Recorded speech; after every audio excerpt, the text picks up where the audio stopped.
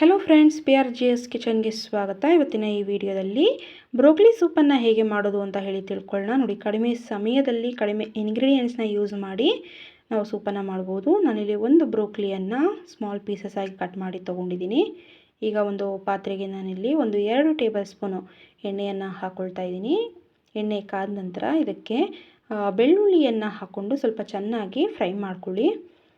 ನೋಡಿ, ಚೆನ್ನಾಗಿ golden brown colour ಬರೋವರೆಗೂ ಸ್ವಲ್ಪ ಚೆನ್ನಾಗಿ ಫ್ರೈ ಮಾಡಬೇಕು. ನಂತರ ಇದಕ್ಕೆ ಒಂದು ಮೀಡಿಯಮ್ ಸೈಜ್ ಈರುಳ್ಳಿಯನ್ನು ಕಟ್ ಮಾಡಿ ಹಾಕ್ಕೊಂಡು ಚೆನ್ನಾಗಿ ಫ್ರೈ ಮಾಡ್ಕೊಳ್ತಾ ಇದ್ದೀನಿ, ಹಸಿ ಸ್ಮೆಲ್ಲು ಹೋಗೋವರೆಗೂ. ನಂತರ ಇದಕ್ಕೆ ಬ್ರೋಕ್ಲಿನ ಸೇರಿಸ್ಬೇಕಾಗತ್ತೆ. ನೋಡಿ, ಬ್ರೋಕ್ಲಿನ ನಾನು ಈಗಾಗಲೇ ತೊಳೆದು ಇಟ್ಕೊಂಡಿದ್ದೆ. ಈಗ ಅದನ್ನು ಸೇರಿಸ್ಕೊಳ್ತಾ ಇದ್ದೀನಿ. ಚೆನ್ನಾಗಿ ಇದನ್ನು ಎಣ್ಣೆಯಲ್ಲೇ ಈ ರೀತಿ ಒಂದು 2ರಿಂದ 3 ನಿಮಿಷ ಚೆನ್ನಾಗಿ ಫ್ರೈ ಮಾಡ್ಕೊಳ್ಳಿ ಬ್ರೋಕ್ಲಿಯನ್ನು. ನೋಡಿ, ಒಂದು 2ರಿಂದ 3 ನಿಮಿಷದಷ್ಟರಲ್ಲಿ ಕಲರು ಕೂಡ ಚೇಂಜ್ ಆಗುತ್ತೆ. ನಂತರ ಇದಕ್ಕೆ ನೋಡಿ ಒಂದು 2 ಲೋಟದಷ್ಟು ನೀರನ್ನು ಸೇರಿಸ್ಕೊಳ್ಳಿ.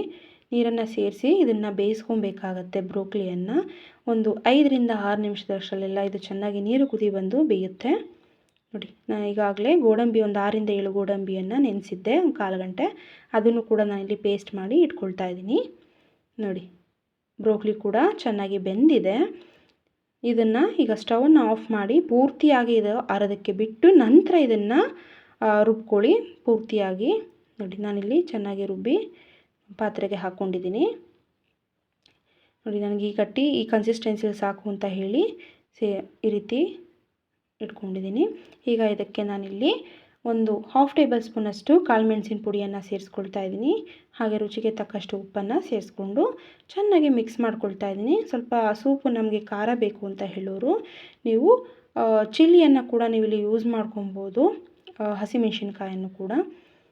ನೋಡಿ, ಚೆನ್ನಾಗಿ ಸ್ವಲ್ಪ ಕುದಿ ಬರೋವರೆಗೂ ಮೀಡಿಯಮ್ ಫ್ಲೇಮಲ್ಲಿ ಇಟ್ಟು ಚೆನ್ನಾಗಿ ಇದನ್ನು ಬೇಯಿಸ್ಕೊಳ್ಳಿ. ನಂತರ ಇದಕ್ಕೆ ಸ್ವಲ್ಪ ಸ್ಪ್ರಿಂಗ್ ಆನಿಯನ್ಸ್, ಈರುಳ್ಳಿ ಹೂವು ಇದ್ದರೆ ಈರುಳ್ಳಿ ಹೂವನ್ನು ಸೇರಿಸ್ಕೊಳ್ಳಿ.